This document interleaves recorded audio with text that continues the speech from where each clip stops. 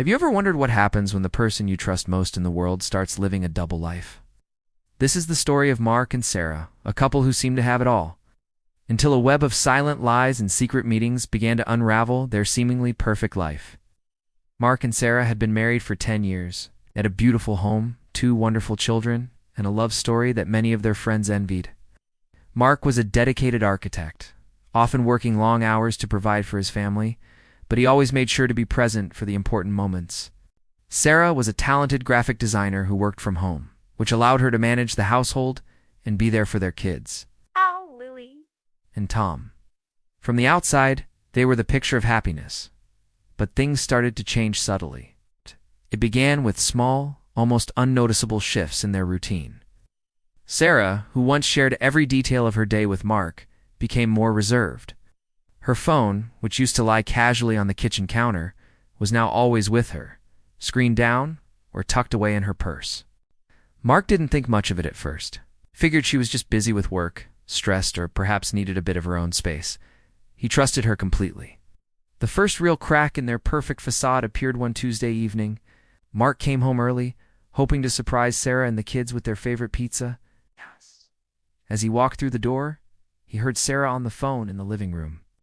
Her voice was hushed, filled with a kind of soft intimacy he hadn't heard in a long time. She was laughing, a light, carefree sound. He smiled, thinking she was talking to her sister or a close friend.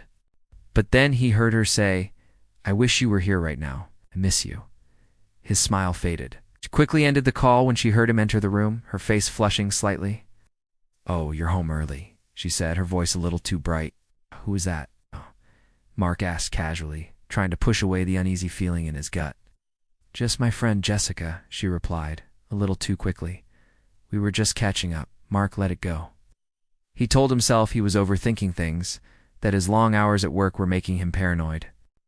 But the seed of doubt had been planted, and it began to grow, watered by more strange occurrences. There were the late-night work sessions that Sarah started having, claiming a new client had urgent demands. But when Mark once called the client's office the next day to follow up on an invoice, he was told the project had been on hold for weeks.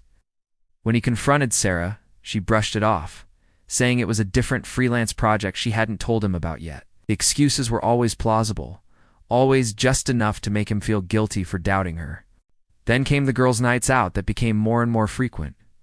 One Saturday, Sarah said she was going out with her friends. Mark stayed home with the kids, and they had a fun movie night. Later that evening, he was scrolling through social media when he saw a photo posted by Jessica, the very friend Sarah was supposedly with. The photo showed Jessica and their other friends at a restaurant, but Sarah was nowhere in sight. The caption read, "Fun night with the girls. Wish Sarah could have made it."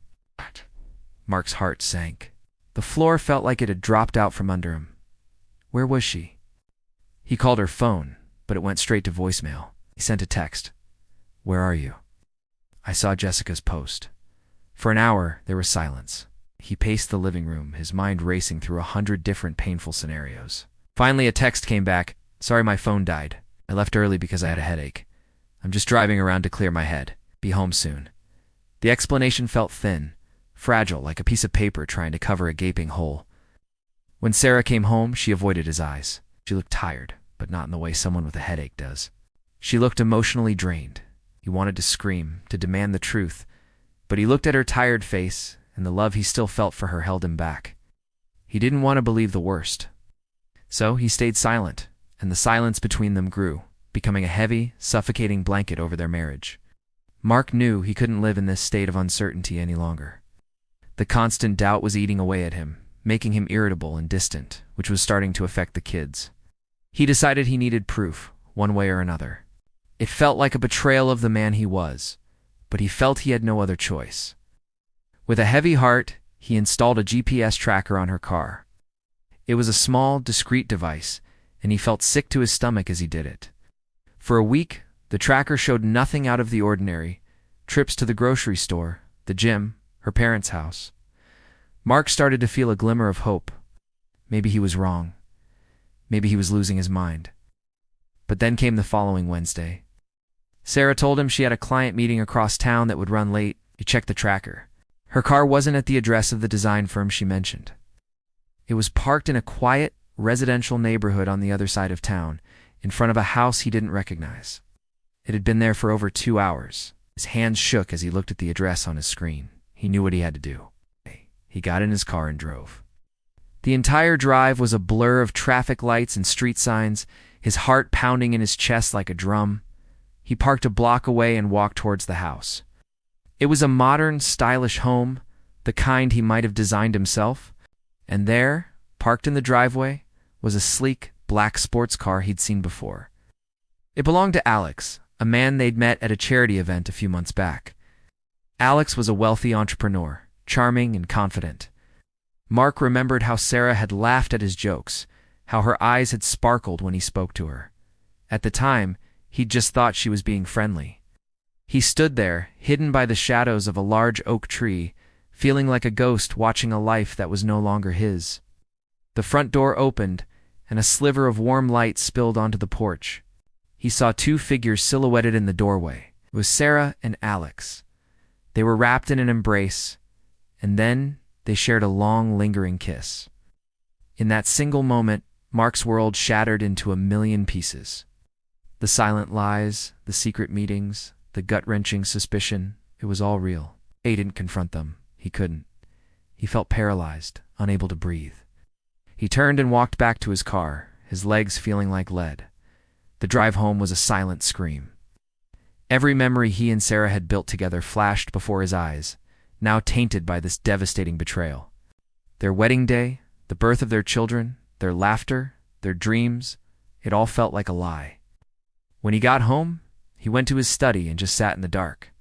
He heard Sarah's car pull into the driveway an hour later. She came in humming a cheerful tune. She poked her head into the study. "Hey, you're still up," she said, her voice light. "How was your meeting?" he asked, his own voice sounding hollow and strange to his ears.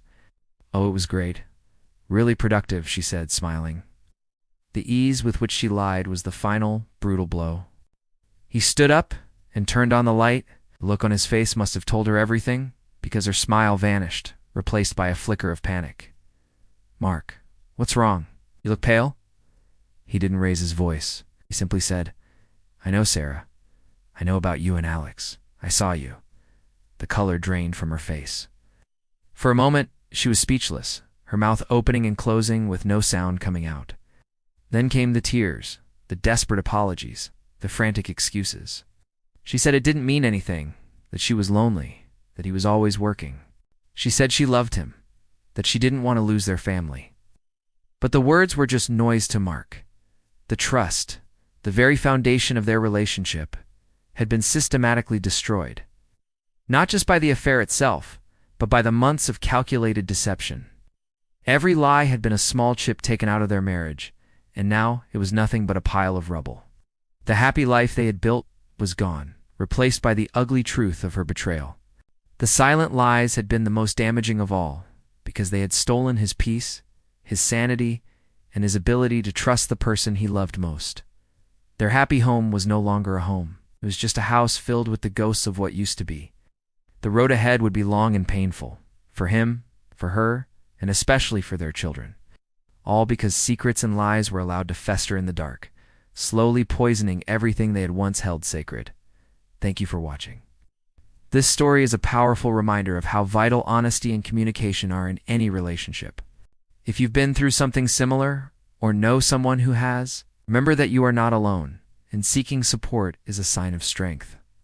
Please like this video if it resonated with you, and subscribe to our channel for more stories that explore the complexities of human relationships.